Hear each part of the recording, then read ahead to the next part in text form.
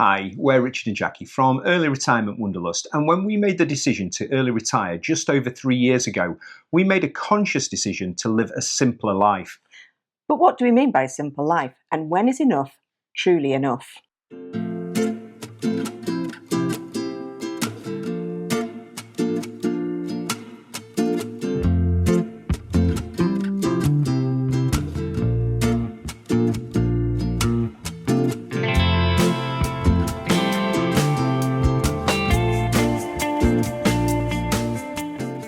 I think there's a bit of a misconception out there that living a simple life has to be to do with doing without things or somehow lacking things, whereas we try to change our mindset and making sure that we know when enough is really enough and having a good handle on exactly what we need to live our life.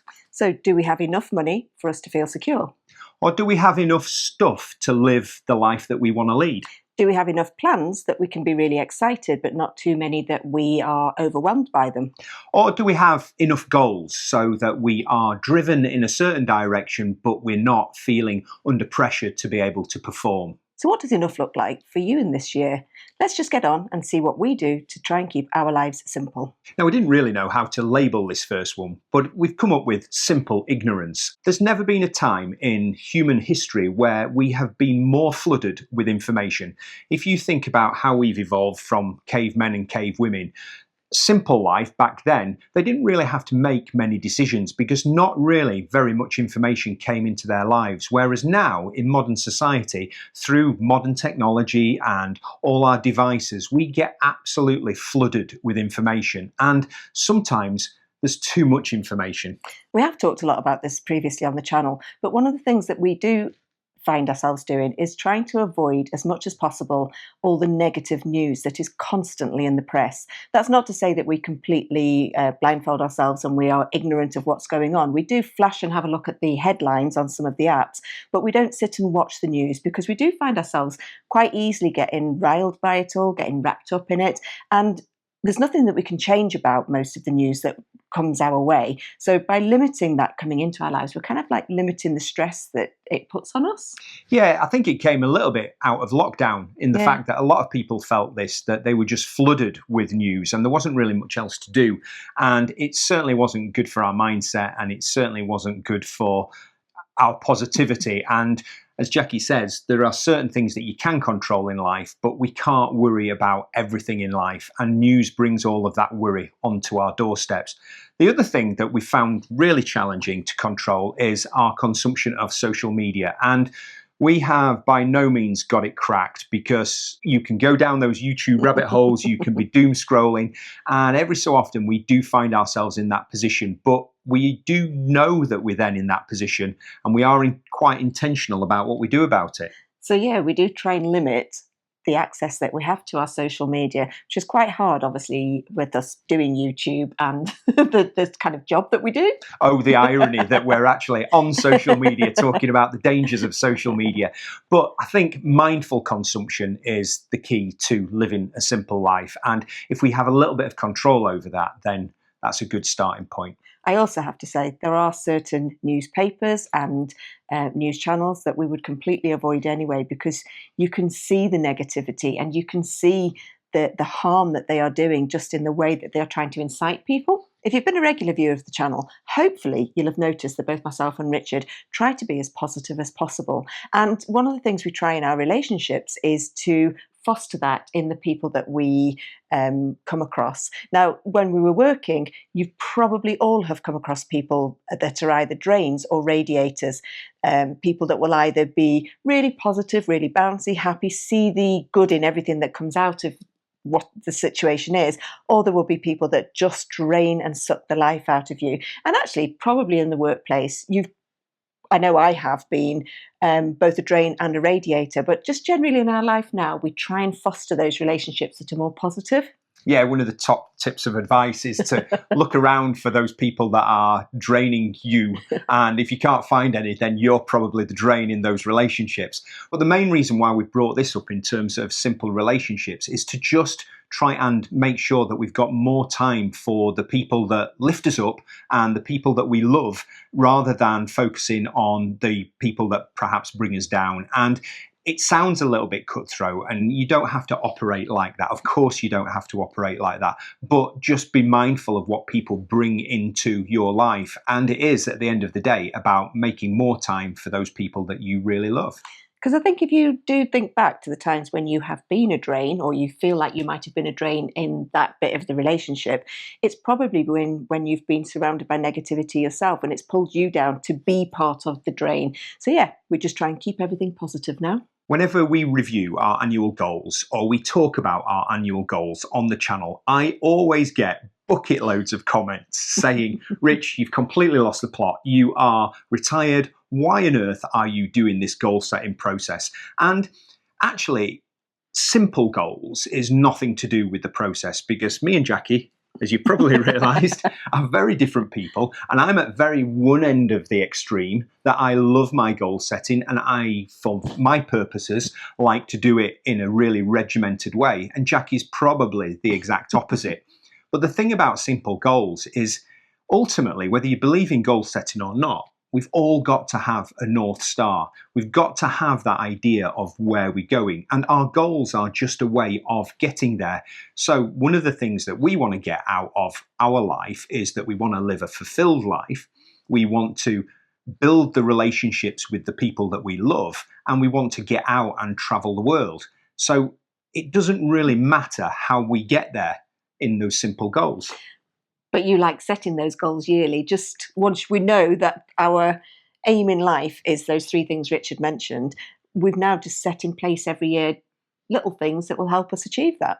And when we do review our goals, it's all about making the steps on that journey, because it's not an exact route map. And every year, unlike what I would like to think, that I lay it down and it's going to go all perfectly, it never does. But if we're heading towards that North Star, then that's the only thing that counts in our simple goal setting. And unlike work goal setting, which were just a pain, where you had to sit down and say what you were going to do and you were being judged by them, and then you had to justify why you hadn't achieved your goals, our goals are just things that will help us have a better life. And if we don't achieve something that we thought we might want to do at the end of the year, there's no disaster. We might have had fun working our way towards that goal. Now, the irony in this next point is not lost on me. We've just come back from Florida for 4 weeks, where we have eaten quite a lot of processed foods. We've not eaten healthily, particularly, even though Richard would like to think that we cooked in the house most of the time. We went out and myself and my mum were drinking quite a lot. You didn't, but a clean diet. And I noticed such a difference that we'd had these 4 weeks of a blowout. I was feeling much more lethargic. I was feeling much more tired and actually quite unhealthy. We went on a walk yesterday and I really struggled to get to the top of Penny Ghent, which is not like me. Usually when we're at home, we try and keep our diet as clean and as healthy as we can. We try to eat lots of fresh fruit and veg. We try to eat lots of lean meats. We avoid as many processed foods as possible. We try to keep our diet as clean as we can. And in terms of keeping it simple, how do you do that? I just want to introduce you to a quote that we've lived by for many years, and it's from the CrossFit community, and it is to do with diet. Eat meat and vegetables, nuts and seeds, some fruit, little starch, and no sugar. Keep intake to levels that will support exercise, but not body fat. And I think that sums it up pretty simply, really. That's about it. Yep, we try and keep our diet as clean as we can, and boy do we notice when we go off track. Speaking as two ex-PE teachers, we absolutely love the intricacies and the detail of fitness and fitness training. But I think as we've got older and as we've got into retirement, we've definitely looked at simplifying it, because sometimes fitness and health and training is just a little bit too complex. And in reality, when we boil it down to the absolute fundamentals, it's about moving a little bit more, shifting a little bit more, perhaps getting a little bit out of breath. And how we do that doesn't really matter as long as we do that. One of the things that we do is just use our natural environment, because we live in the Dales, just to get out into the great outdoors. And our biggest form of exercise is getting out hiking. Now, it's quite hard for us to do any of the more complicated fancy dancy types of exercises that we did when we were working and we used to go to the CrossFit gym, because we just don't have that access. We would have to travel for miles just to get to a gym session. So our main workouts now are what we can do in the outdoors.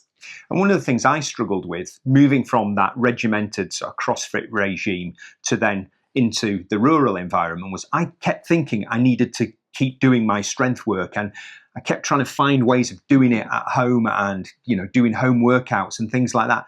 And it just didn't fit with my lifestyle, and I just needed to simplify it. So one of the things I've got at the moment is I need to improve my mobility. So I've just got a little yoga app, and it's fantastic because I can take it anywhere. I can do my yoga sessions anywhere. Now I've got a yoga mat that I carry with me, and I don't feel compelled to do anything apart from a little bit every day, because consistency always beats intensity. So if we are doing a little bit every day, then they're going to compound together to have an overall effect. And fitness is really simple, move a little bit more, shift a little bit more, and get out of breath every so often. And that's what we try and do. And we do set ourselves the odd little challenges if we feel like we do need to do a little bit more. Like we did the month of doing the 50-50-50 challenge, where we were doing 50 push-ups, 50 press-ups, 50 sit-ups, which does do a little bit of own body weight work.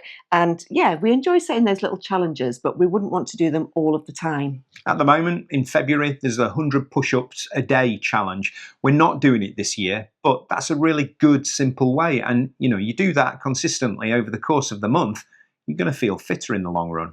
Yeah, we also try and fit in anything that we could do for free. So we get out cycling. We've even tried doing a bit of running recently. I did set myself a challenge in January that I was going to run 31 miles in January. I did do about 14, I think, in the end. I didn't achieve my target, but what I did do is get out and do 9 different runs, which I wouldn't have done at all if I hadn't done that target. I will happily admit that I am the worst one for this, but luckily I have got an excellent coach in terms of teaching me how to rest and teaching me how to slow down and to keep things really simple. I'm hoping he's not implying that I'm lazy, but yeah, I am pretty good at knowing that if I've not got anything to do, it doesn't mean that I'm bored and I'm just going to sit there twiddling my thumbs. I am pretty good at just finding something to entertain myself with and to chill out and rest, whether that be getting a book out and just lying down for a couple of hours with a cup of tea and a good book, or whether that be just chilling out watching some Netflix on TV. But yeah, I'm pretty good at just making sure that if you have that time where you can chill out and rest, why would you not? And it's simply down to that. And I'm not implying that Jackie's lazy in any way. I'm implying that I've got real issues with that, and I've really struggled with that, and I still struggle with that. But you're getting better. Yeah, I think so. It doesn't come easy, but I think I have that element of guilt of not doing things, and sometimes I just need to be able to slow down and to keep it really simple. And I also need to understand that boredom is a fixture and fitting of life. We do go through our lives with periods of boredom, and that's perfectly okay. And I think sometimes I was trying to eliminate that, and actually I just need to embrace it a little bit more and switch off a little bit more. You are much better. When you find a series of books that you get hooked into, I could lose you for days and weeks at a time where you do want to just chill out and read them. It's when you find that you've not got things like that to stimulate you. Yeah, you don't ever want to be with me when my Kindle runs out of books, but hey, that's okay. We've talked a lot on the channel over the years about less is more and minimalising the amount of clutter that's in our lives. That's not to say that we are true minimalists in any way. If you looked around our house, you would know that. But we did find it really cathartic when we first early retired to just reduce all of the clutter that was in our lives, all of the things that we didn't need around us. Yeah, the story behind it is we moved from our family home where we'd lived for 20 years in Cheshire and accumulated so much stuff. And then we moved to this tiny little cottage in the Dales. So we had no choice. We had to get rid of that stuff. But we could not believe how much actual space it brought to our lives by getting rid of so much of that stuff. Yeah, and it's not just stuff when we talk about removing the clutter. You've mentioned quite a lot about the clutter that's in our brains as well. Yeah, I mean, it links back to the first point we made about the news and social media. We get flooded with information. So if we can have less mental clutter in our head, then obviously we've got more time to think about the things that are really important. Just the same way as if we've got less physical clutter around us, we've got more space to do the things that we want, to think about the things that we want, and to really invest time doing the things that we want. I have to say, at the moment, looking around the cottage, we probably haven't done much decluttering for a good 18 months, 2 years. And in that time, we've obviously had a new van and some of the stuff's come out of Nelson that's lying around. We've bought a lot of new books. We've had some new clothes. I think it's definitely time, while we're at home for the next couple of weeks, just to have a cathartic exorcism of all that clutter that's building up, because that does start to sort of irk at me, that I'm looking around and I can see all this stuff lying around. And it just creeps into your life. So we're by no means perfect. It is something that you need to keep doing over a period of time. And we're by no means purist as well. We definitely do personalize minimalism. So it's, we don't feel compelled to throw out everything that we've got, because some things like mementos and pictures and things like that, we hold dear. So we're not going to throw everything out, but we do need to minimize our stuff. We do. This next one is probably to do with what we're doing now, speaking to camera and being creative and producing something for other people to either appreciate or consume or whatever that may be. And I think there's a big misconception about creativity in the fact that it needs to be something super complex or super detailed. And actually, being creative comes down to a really simple thing in terms of producing something. Now, when we were working towards the end of our career, we dipped our toe in the water of being creative by producing a blog. And that blog's still up and we still add to it occasionally on the website. And that was a really fulfilling, enriching experience. And we only had about 20 people reading the blog every week.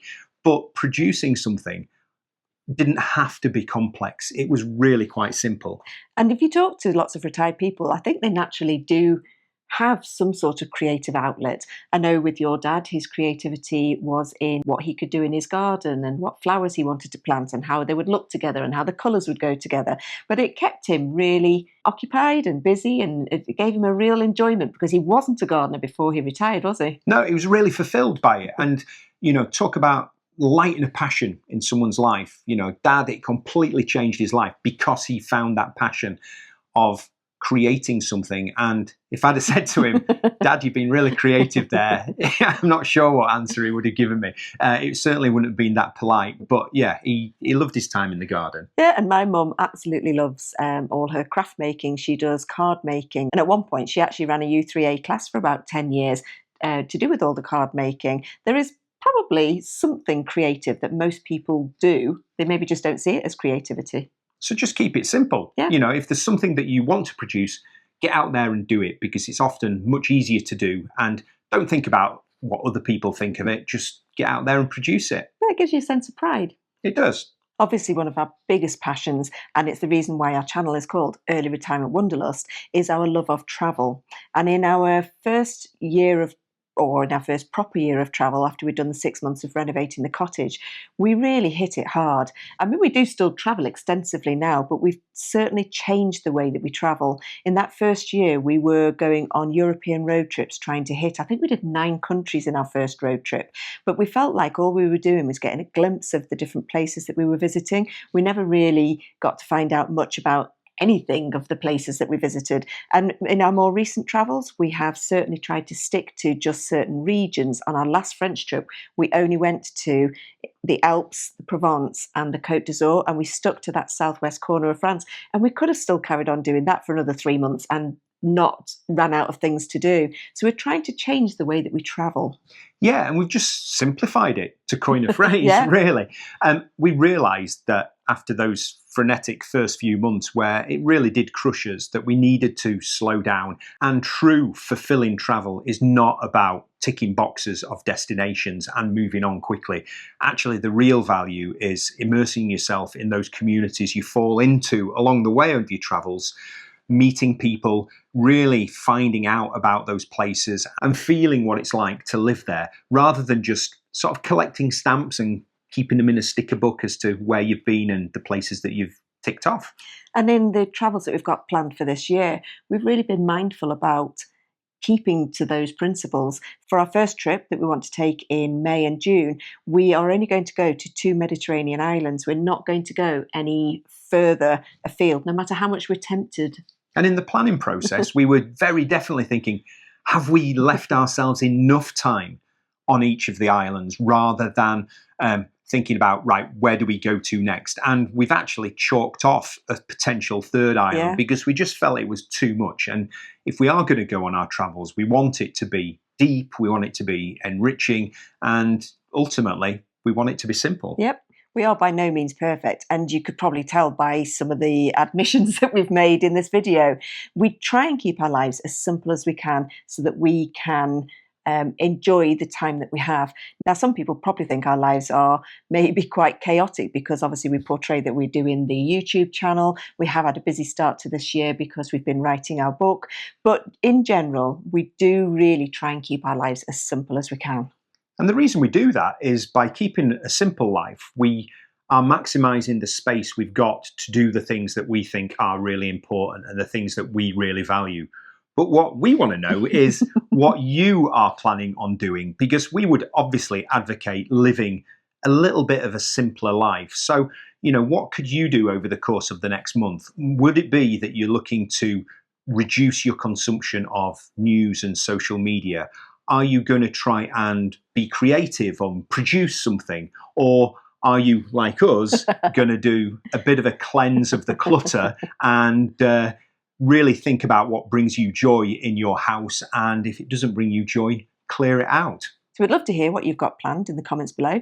And that's it from this week's video. See you soon. Bye. Bye-bye.